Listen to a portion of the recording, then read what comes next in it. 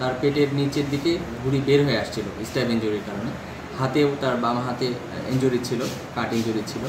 উন্নত চিকিৎসার জন্য তাকে রংপুর মেডিকেল কলেজে রেফার করা হলে নিয়ে যাওয়ার পথে তিনি নিহত হন।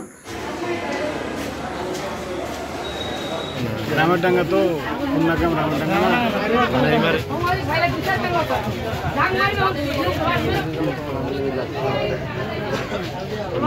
ঠিক আছে, তার অবস্থা খুবই আশঙ্কাজনক ছিল, খুবই ক্রিটিক্যাল ছিল। তার পেটের নিচের দিকে মানে তার ইন্টেস্টাইন যেটা অ্যাবডোমেন থেকে গুলি বের হয়ে আসছিল স্ট্যাব ইনজুরির কারণে। হাতেও তার বাম হাতে ইনজুরি ছিল, কাট ইনজুরি ছিল, ধারালো বস্তু দিয়ে আঘাত করা।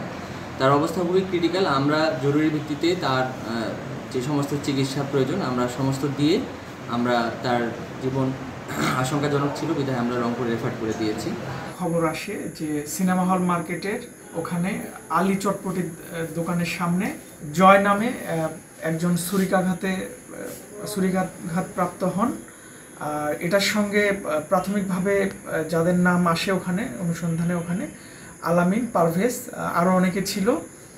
তো ছুরিকাঘাত হওয়ার পরে জয়কে পঞ্চগড় সদর হাসপাতালে নিয়ে যাওয়া হয়। পরবর্তীতে উন্নত চিকিৎসার জন্য তাকে রংপুর মেডিকেল কলেজে রেফার করা হলে নিয়ে যাওয়ার পথে তিনি নিহত হন।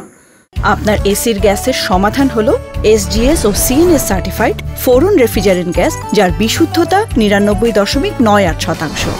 ফোরন, শান্তি যেখানে, নিঃশ্বাসে। আইন শৃঙ্খলা বাহিনী, পুলিশ সহ সেনাবাহিনী আমরা বাড়তি সতর্কতা অবলম্বন করছি যাতে কোনো এই দুর্ঘটনা নিয়ে কোনো আইন শৃঙ্খলার অবনতি না হয় এবং এই হত্যাকাণ্ডের সঙ্গে যারা জড়িত তাদেরকে গ্রেপ্তারে আমাদের অভিযান অব্যাহত আছে। আর ভিকটিমের লাশ এখনও ভিকটিমের বাসায় আছে। আমরা দ্রুততম সময়ে লাশটি পোস্টমর্টমের ব্যবস্থা করব।